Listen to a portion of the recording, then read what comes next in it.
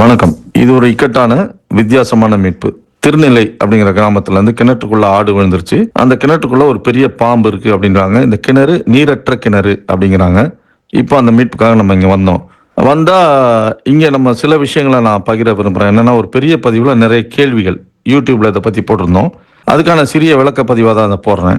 இங்க போய் நம்ம பார்த்தப்போ உள்ளே இருப்பது சாரை பாம்பு அப்படிங்கிறது நமக்கு புரிஞ்சு போச்சு. பாம்பு மிக பெரிதாக இருக்கு, அதுக்கு தலை ரொம்ப சின்னதா இருக்குது. அங்க சொல்றவங்களும் அந்த பாம்பை அப்படிதான் உருவகப்படுத்துறாங்க.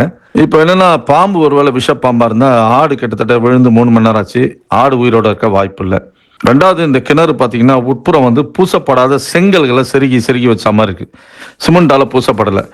எனவே வளர்ந்த ஒரு சாரை பாம்பு அந்த கிரிப்புலயே மேலே ஏறி வந்துடும். அது இயல்பாக வாழும் பகுதியாக கூட அந்த கிணறு இருக்கும். ஏன்னா சில ஆண்டுகளாக அதில் தண்ணீர் இல்லைன்றாங்க. இப்போ நமக்கு பிரைமரியா ரெஸ்கியூ பண்ண வேண்டியது ஆடு தான் அப்படிங்கிறது புரிஞ்சு போச்சு. ஏன்னா பாம்பு அதன் வழியாக மேலே ஏறி வந்துட முடியும்.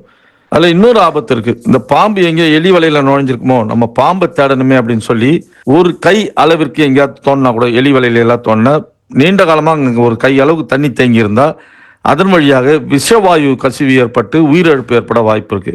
எனவே அங்க பாம்பு மீட்பு என்பது செகண்டரி ஆயிப்போச்சு. ரெண்டாவது, அதனால் மேலே ஏறி வரக்கூடிய அளவுக்கு அங்க வாய்ப்பு இருக்கு. அப்போ ஆடு மீட்பு பிரைமரி. அதனால இங்க ஆடு மட்டுமே மீட்கப்பட்டது. அந்த பதிவை தான் அதில் பார்க்குறோம்.